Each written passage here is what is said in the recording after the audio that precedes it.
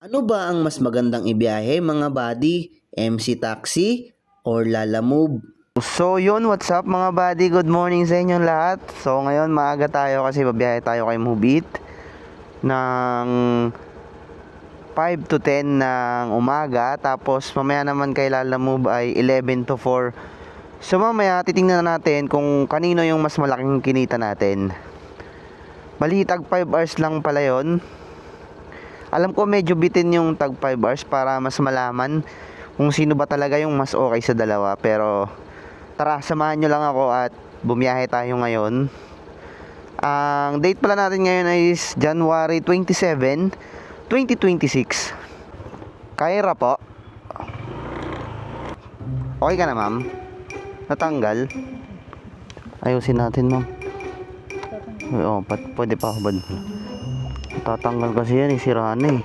Kuya, natanggal. Yan eh. Yun, pwede na. Dahan-dahan lang yung pagbaba, ma'am. Okay ka na, ma'am? Okay, let's go na, mama. Hindi naman natanggal. Unang booking natin, mga buddy, 120 yan. Bali, yung second booking ko pala ay Project 6, papunta ng Bagbag, Novaliches. Okay ka na, ma'am? Okay ka na po? Sobrang lapit lang at wala pang ka-traffic kaya saglitan lang nakarating na agad kami dito sa may drop-off location. At pangatlong booking, Bagbag, papunta lang ng Novaliches Bayan. Okay na to? Thank you! So yun mga buddy, 100 pesos binigay ni ma'am.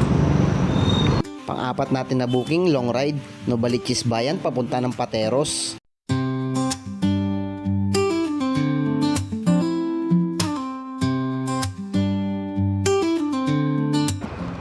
Dito na ma'am. Grabing traffic. Simula pag alis natin doon eh no? So yun mga buddy, sobrang traffic. 350. Grabe layo ang traffic. Pahinga muna ako saglit. At panglima nating booking mga buddy, Pateros, papunta ng Mandaluyong. Okay ka na, sir? Sa iyong destinasyon. Bawal na pala rito. Okay na, sir, thank you. 25 pesos yun, ayan o. Tara, punta na tayo sunod na booking natin. Dito lang yung sunod natin na booking o. At pang-anim natin na booking, Mandaluyong lang. Medyo may kalakihan si sir pero basic na basic yan sa KYB shock natin na heavy duty.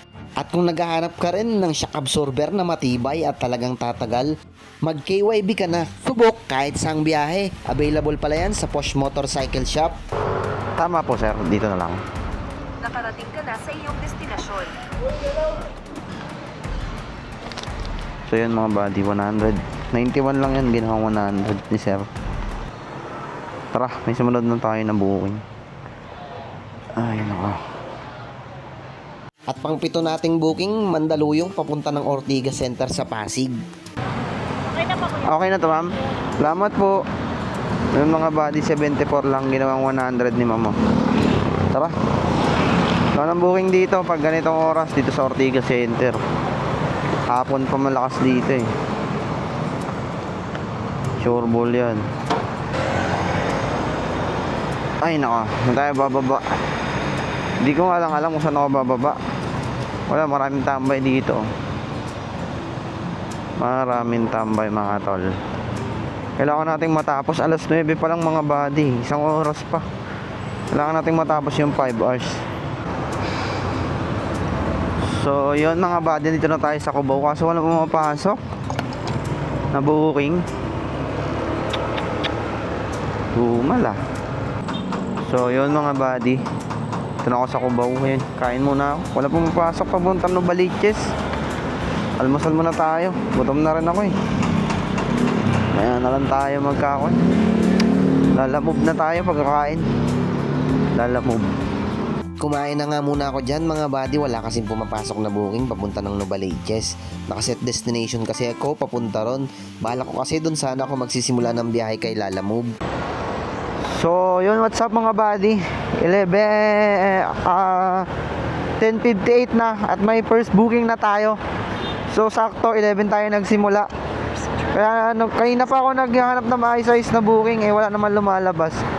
So kumuha na tayo para at least makuha natin yung oras, yung 11 to 4 na biyahe. So sakto 11 na rin naman. May first booking na tayo, Muntinlupa tayo mga buddy. First booking nga natin kay Lalamove, Cubao papunta ng Muntinlupa, 200 pesos yung shipping fee. 200 to yung SF. Siyempre sasabayan natin to mga tropa. At ito pala yung kasabay natin na booking, Cubao papunta ng San Pedro Laguna. At naka-priority pala ito at 350 pesos yung shipping fee. So yun mga buddy, mag-aalas 12 na, 11:50, wala pa rin tayo nakuha ang kasabay. Siguro takbo na natin to. Medyo palugi ng konti, pero all goods na yan, bawi na lang tayo pabalik. Hindi tayo makaswipe ng priority. May sinipe akong priority, ayaw na. Sa regular, wala pa ako na-swipe na regular Sa regular, wala pa. Pero sa priority, ayaw na. Talbog na. So, yun, what's up mga buddy? Andito na ako sa may Muntinlupa. Mandaluyong. So, may sinipe akong regular. Wala, talbog na. Talbog na mga buddy. So, hindi na tayo makaswipe. Alam ko may diskarte dito pero hindi natin gagawin. Hindi natin gagawin yun. Alam ko yung iba may ginagawa rito Comment nyo na lang dyan sa comment section kung paano. At yun nga mga buddy, nakarating na tayo dito sa unang drop off sa Muntinlupa. Ma'am Bergie po. Oo. Okay. Sa akin na to. Picturean ko lang po Dito lang po kasi kailangan sa apps. Okay na po ma'am, thank you po At dumiretso na rin ako dito sa drop off natin sa San Pedro Laguna. Bungad lang naman ito ng San Pedro Laguna. Thank you. Okay na yan sir. So yun mga buddy, drop na natin yung booking yung dalawa. Oras na 1:43 At medyo natagalan nga bago ako nakakuha ng sunod na booking. Pabalik ng Quezon City, 2:30 na ata to ng hapon nung nakakuha ako ng booking. Bali yung booking na to ay San Pedro papunta ng Santa Teresita, 200 pesos yung shipping fee. So yun mga buddy, wala tayong makuha ang booking kay Lalamove, pero may nakuha tayo kay Move It. Sarap. Papuntang Taguig. Ay gagi, kinancel. Ay gagi, kinancel mga buddy. At yun nga mga buddy, kinancel yung booking natin papunta sana ng Taguig sa Move It.Ali nakaset destination kasi ako papunta ng QC sa Move It. Pero may nakuha naman tayong booking kay Lalamove, Muntinlupa papunta ng Diliman, 187 yung shipping fee at documents lang yung item. At may nakuha tayong pangatlong booking mga buddy, Muntinlupa papunta ng Paco, Manila, 407 yung shipping fee. Ang laki kasi ng priority fee sa booking. At shoutout pala dito kay Pops, nakasabay natin pumikap. Ride safe palagi Pops. At shoutout din pala dito kay Pops na nakakilala sa atin sa daan. Ingat palagi sa biyahe mo. At after nga ng mahigit isang oras na biyahe, nakarating na tayo dito sa unang drop off sa Paco, Manila. Lalamove po. Ito po. At dumiretso na rin agad ako dito sa sunod na drop off sa Santa Teresita. Okay na to ma'am. Thank you po. 200 na isa rin.